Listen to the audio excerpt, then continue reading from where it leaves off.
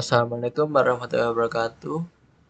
Di sini saya akan mempresentasikan laporan proyek akhir sains komputasi.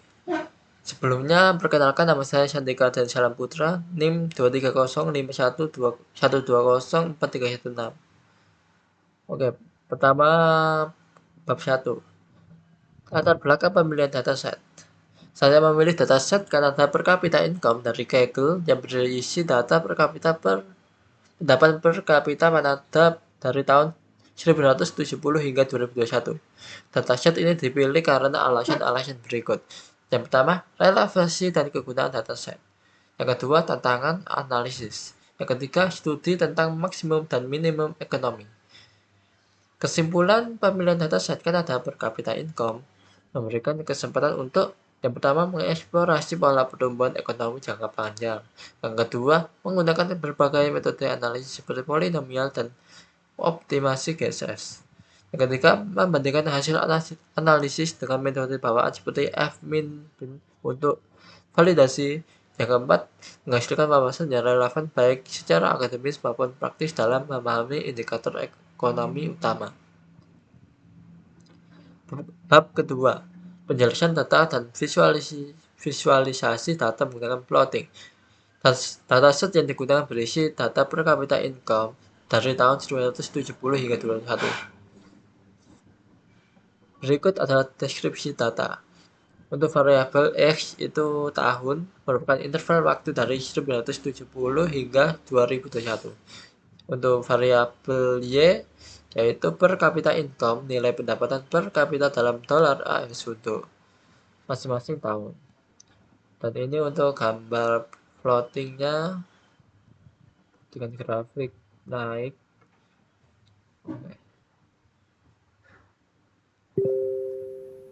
Jadi tren umumnya itu ada periode pertumbuhan pesat sekitar tahun 2000 hingga 2010. Setelah tahun 2010 terdapat fluktuasi dengan puncak pada tahun 2013 dan penurunan sementara setelahnya. Puncak pendapatan pada tahun 2013 dengan nilai mencapai sekitar 42.676.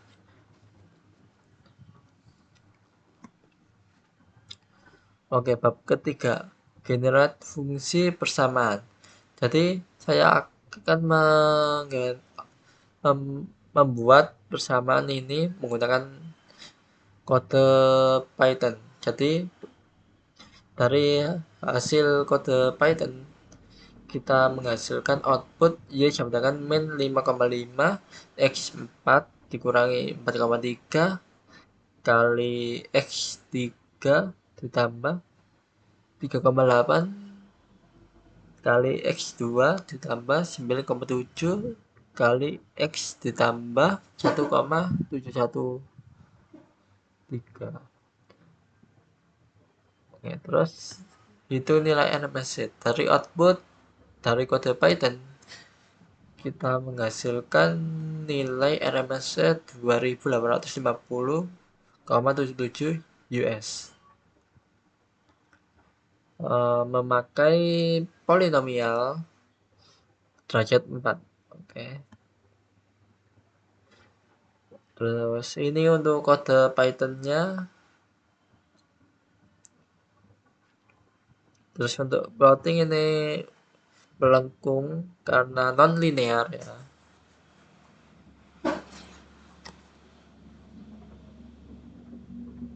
Oke.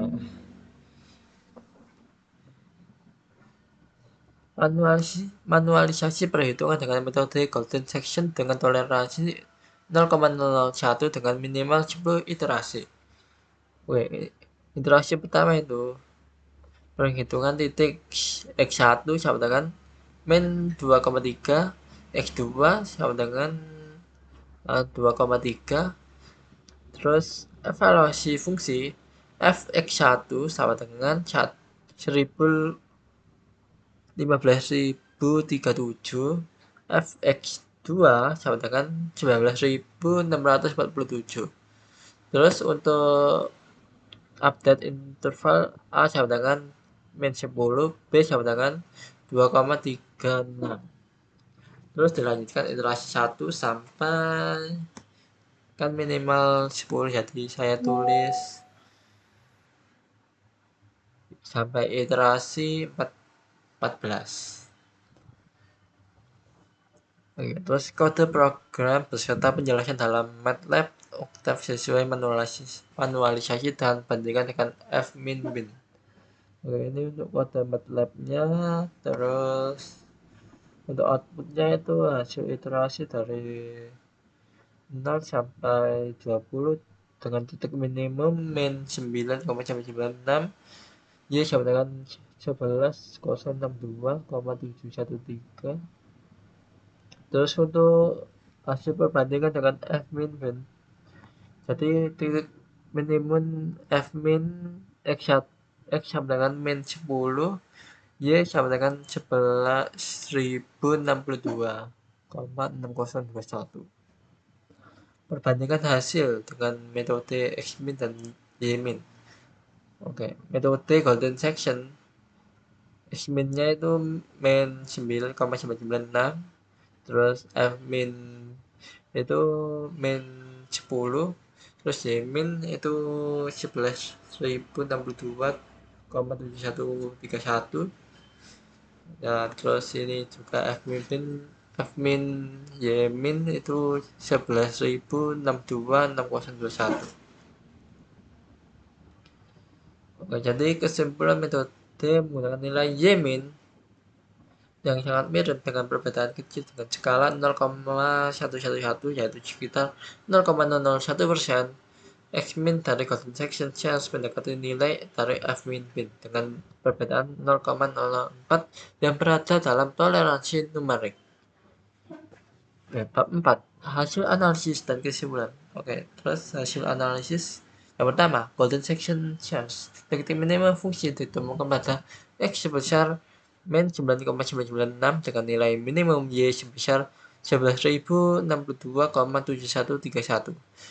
Yang kedua, fmin_bin titik minimum fungsi ditemukan pada X sebesar min 10 dengan nilai minimum Y sebesar 11.062,6021.